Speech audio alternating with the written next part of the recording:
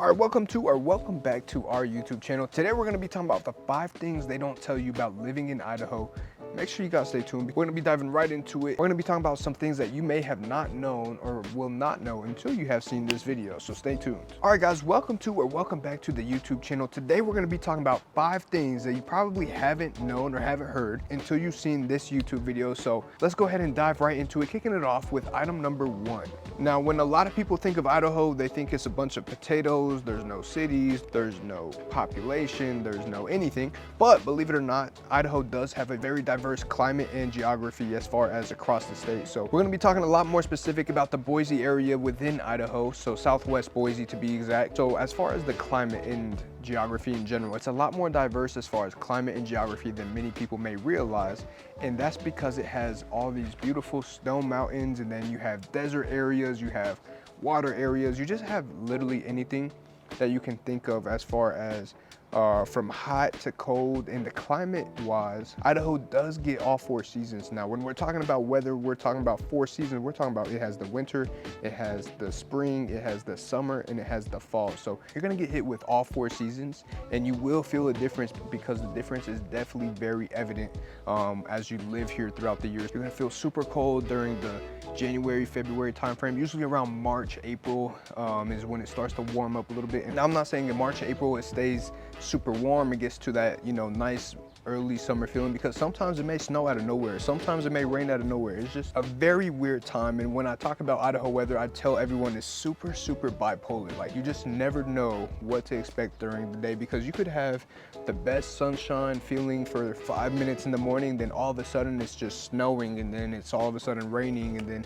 it's back to normal as if nothing happened. So that's kind of a summary of what to expect as far as Idaho weather. Now, as far as geography wise, there's a lot of things you can do because it has so many different types of geography features, right? So for example, for people that may be interested in snowboarding and things, you have the snowy mountains, right? You're gonna have that not necessarily all year round depending on the area that you're in, but for the most part you will be able to go snowboard and ski. Maybe you like to go and hit the water, right? Maybe you like to go jet ski and ride your boat, or whatever it is that you like to do in the water. Then you also have the capabilities to do that during the summer as well. So it's just really dependent on what makes the most sense for you, but there's all types of geography that you can go and enjoy within Idaho. Now, I will also add this real quick before we dive into our next topic. There's a huge difference as far as weather between northern Idaho and southern Idaho. So northern Idaho is a lot more wetter, so the snow and things of that nature are going to be more intense. It's going to be more intense when it rains, and you also have a much stronger wind factor as well. And then as far as southern Idaho is covered by mountains, and those are all surrounding, so there's a lot less wind, but it does still get pretty windy in southern Idaho as well. So these are all different factors. So as far as climate goes between the 2 parts of the state, southern Idaho is probably going to be a little more preferable rather than the northern Idaho, where the weather can be a lot more extreme. Now, before we dive into topic number 2, I'm also going to add in there that I am a licensed real estate agent in the state of Idaho. So if you're watching this video, you're probably relocating this way or getting ready to move this way, I would love to help you guys with your home buying needs. Popping up on the screen is going to be my personal cell phone number and work email. If you guys want to reach out to me, those are the best ways to do it, or leave a comment below.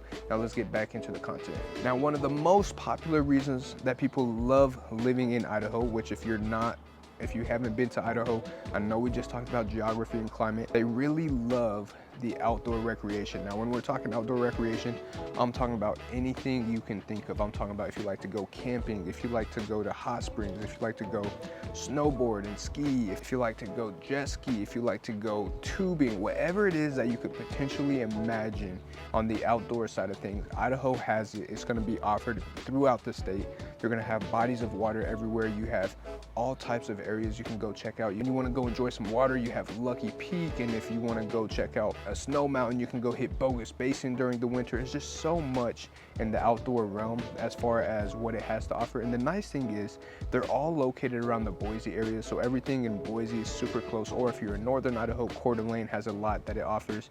And to add to that, you have some national forests within both parts, so there's just so much to do in the outdoor recreation side. So anything you can imagine, I always tell people, if I can't name something or if you can't do something, let me know, because as of right now, there's literally nothing that I don't think you can't do outside of going to the beach or going to an ocean specific area within Idaho. Now, another tip or another thing that a lot of people don't know about when moving to Idaho is actually growing as far as the wine region. So there's a lot of wineries that are starting to develop and really grow, more specifically near the Snake River Valley, because it has the perfect climate as far as growing vineyards and things of that nature. So for those of you that are really big wine enthusiasts, no, it's not as big as California's Napa Valley. It is very, very well structured and continuing to grow in the state of Idaho to the point where the wine scene is actually now becoming more popular as far as with award-winning wine recognition throughout the nation, internationally and nationally,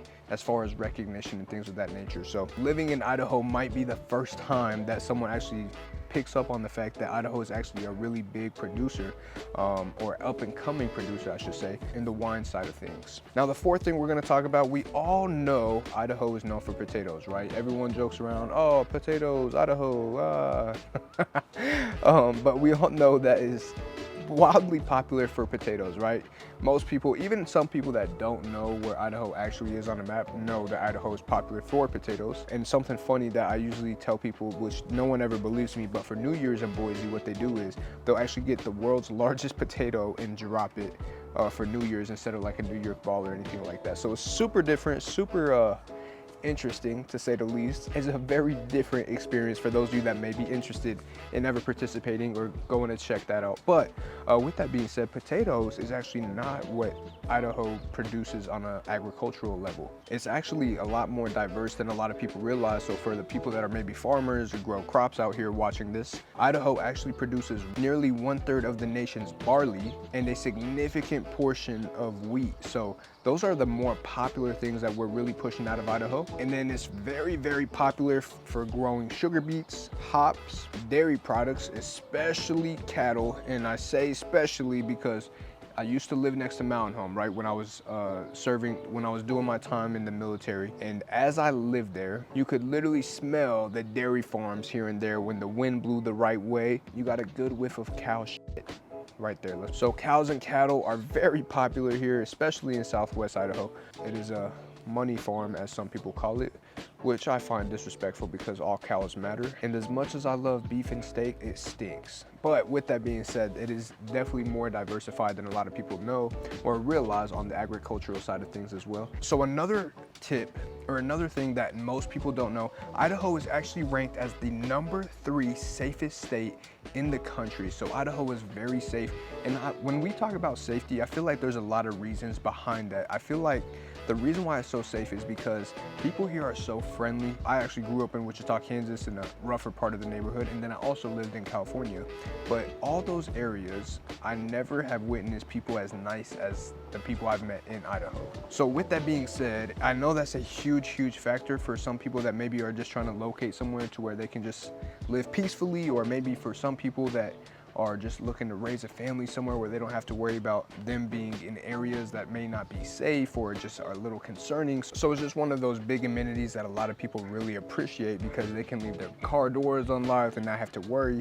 Now, I'm not gonna say I recommend you guys to do that and test out my theory or test out the critics who made that decision, but overall, you don't have to worry as much if you leave your garage door open at night or maybe something of that nature, pending where you live, right? So there are still areas that maybe you need to be a little more cautious of what you're doing. However, there's gonna be a lot more areas that you can appreciate just the people and the environment in general. So with that being said, that kind of wraps up our video. And if you haven't already, make sure you guys press the subscribe button, leave a comment below where you're watching from. We really love to know where our audience is coming from. And then also turn on notifications for more videos just like this. And until I see you guys on the next one. Now, with that being said, I do want to put out there one more time, I am a licensed real estate agent in the state of Idaho. So if you're heading this way and you're looking for a home, as much as I love to make these videos for you guys, I would also love to help you with your home buying needs. So popping up one more time is going to be my personal information, my personal cell phone, personal email. Make sure you guys reach out to me. I am more than happy to help you guys out so we can schedule a call and make a tailored plan for you and your home buying needs. So thank you guys for tuning in on another amazing episode. I will see you guys on the next one.